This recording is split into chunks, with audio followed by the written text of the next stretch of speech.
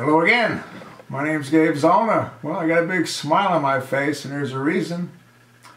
I just read a rather interesting article on WorldNet Daily. I'll attach the link. Declassified docs. Hillary aided rise of ISIS. And there's a lot more in this as well. Now, if you watched my videos way back when, MOV 01868, the pieces of the puzzle all fit, Benghazi's the key. What did I say in that video? And I posted that video about 2 weeks after the event took place in Benghazi, Libya, back in 2012. I'm going to read you a couple of little paragraphs in this particular article, but I want you to read the rest for yourself. More than 100 pages of previously classified Department of Defense and Department of State documents implicate the Obama administration in a cover-up to obscure the role Hillary Clinton and the State Department played in the rise of ISIS. Well, what that should have said, it should have also included the administration. It's not just them covering up for Hillary, they're covering up for themselves as well, and you'll see why in a moment. They confirm WorldNet Daily reporting over the past 3 years of evidence that U.S. Ambassador Christopher Stevens was involved in shipping weapons from Benghazi to support al-Qaeda affiliate militants fighting the Bashar al-Assad regime in Syria, effectively arming the Sunni jihadists who morphed into ISIS. How many times have you heard me say the exact same thing? It gets better.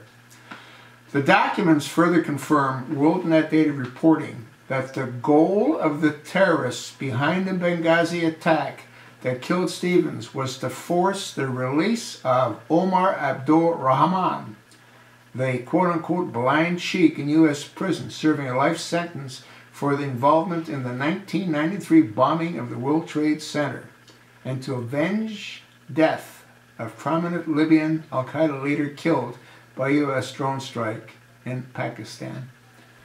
Isn't that exactly what I said in MOV 01868 almost, 3 years ago?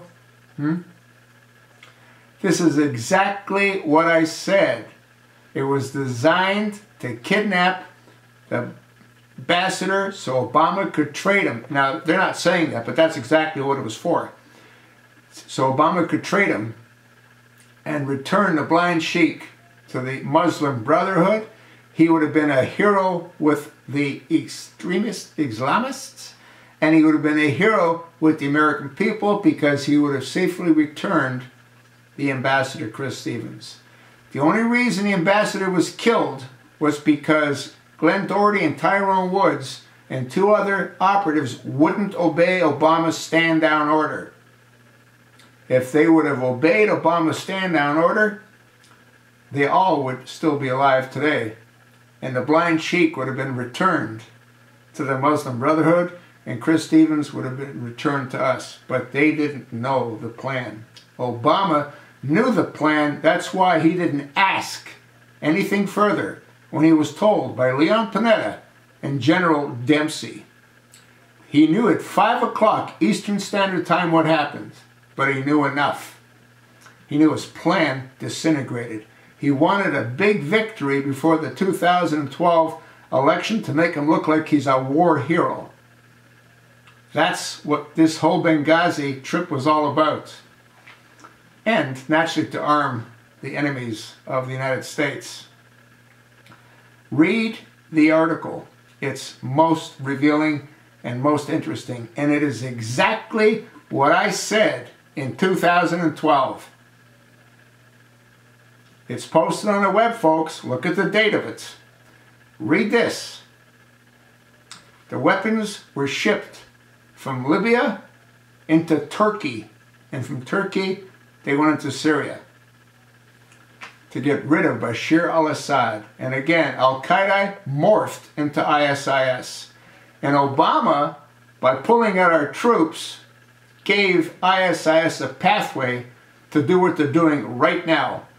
None of this would have happened.